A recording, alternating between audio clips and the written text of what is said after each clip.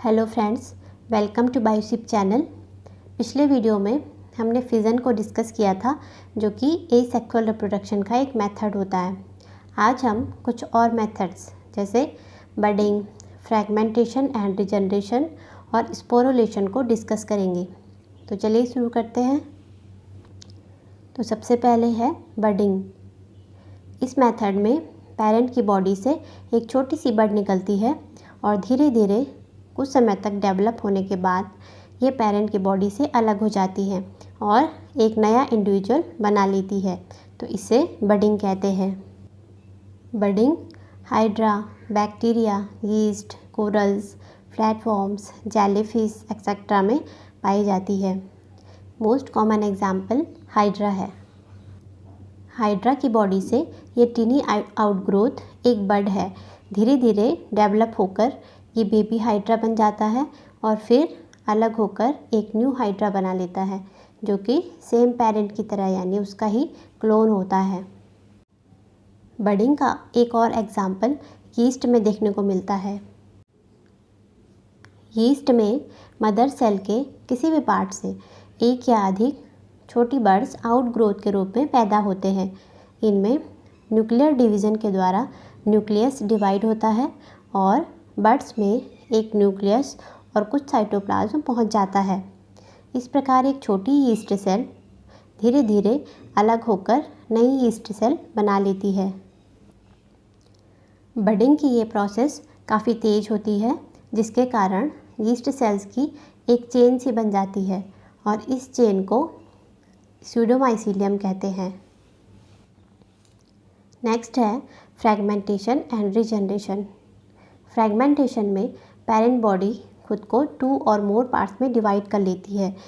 इन्हें हम फ्रैगमेंट्स कहते हैं और हर एक फ्रैगमेंट ग्रो करके एक न्यू इंडिविजुअल बना लेता है।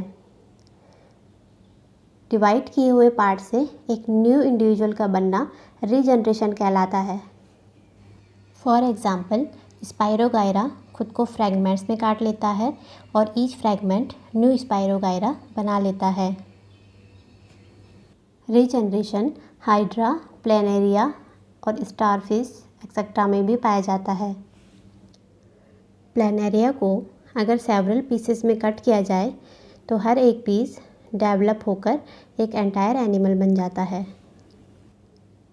इसी तरीके से अगर स्टारफिश के एक आर्म को काट दिया जाए तो दोनों पार्ट से ही न्यू स्टारफिश बन जाती है। इसी तरीके से हाइड्रा को भी अगर पीसेस में काट लें तो हर एक पीस से एक नया इंडिविजुअल बन जाता है। लेकिन रीजनरेशन हमेशा रिप्रोडक्शन का मेथड नहीं होता है। जैसे हाइड्रा में रीजनरेशन रिप्रोडक्शन का प्रिफर्ड मेथड नहीं है, क्योंकि हाइड्रा खुद अपने आप को पीसेस में नहीं काट सकता। ये बडिंग द्वारा रिप्रोडक्शन करता है। इसी तरीके से आपने देखा होगा छिपकली यानी लिज़ार्ड जो हमारे घरों में आती है, अगर उसकी टेल काट दी जाए तो वो नई टेल को रिजनरेट कर सकती है, लेकिन कटी हुई टेल पूरी बॉडी को रिजनरेट नहीं कर सकती। इसलिए रिजनरेशन हमेशा रिप्रोडक्शन का मेथड नहीं होता है। नेक्स्ट है स्पोरुलेशन। ये भी एसेक्सुअल रिप्रोडक्शन का एक मेथड है, जो कि छोटे सिंगल सेल्ड और थिन वॉल्ड स्पोर्स के द्वारा होता है। ये स्पोर्स एनवायरमेंटल कंडीशंस के लिए एक्सट्रीमली रेजिस्टेंट होते हैं। ये स्पोर्स लिबरेट हो जाते हैं और ग्रो करके बहुत सारे इंडिविजुअल्स बना लेते हैं। इस तरीके का reproduction Monera, protista, fungi and algae में पाया जाता है। स्पोर्स डिफरेंट टाइप्स के होते हैं।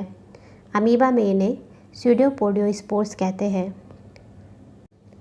क्लैमाइडोमोनास, यूलोथ्रिक्स इनमें इन्हें जू स्पोर्स कहते हैं, जो कि मोटाइल होते हैं और फ्लैजलेटेड होते हैं। पेनिसिलियम में इन्हें कोनिडिया कहते हैं, जो कि नॉन मोटाइल होते हैं। स्पॉन्जेस में इन्हें जिम्यूल्स कहते हैं। जिम्यूल्स इंटरनल बड भी हैं। स्पोरुलेशन का एक एग्जाम्पल राइजोपस है। राइजोपस एक फंगस है। इसे ब्लैक मोल्ड, ब्रेड मोल्ड या फिर पिन मोल्ड भी कहते हैं। राइजोपस बासी रोटी, ब्रेड, अचार आदि पर सफ़ेद पत्ते धागों के रूप में कवक जाल या माइसीलियम बनाता है। इसमें ये वाला पार्ट हाइफे है और ये ऊपर वाला पार्ट स्पोरेंजियम है। स्पोरेंजिया में बहुत सारे स्पोर्स होते हैं। ये स्पोरेंजिया हवा में स्पोर्स को स्प्रेड कर लेते हैं। मॉइस्ट सरफेस में अंकुरित होकर ये नए कवक जाल यानी माइसीलियम बना लेते हैं। तो ये था हमारा आज का टॉपिक। वीडियो को लाइक करें, चैनल को सब्सक्राइब करें। मिलते हैं नेक्स्ट वीडियो में। Till then take care and good bye.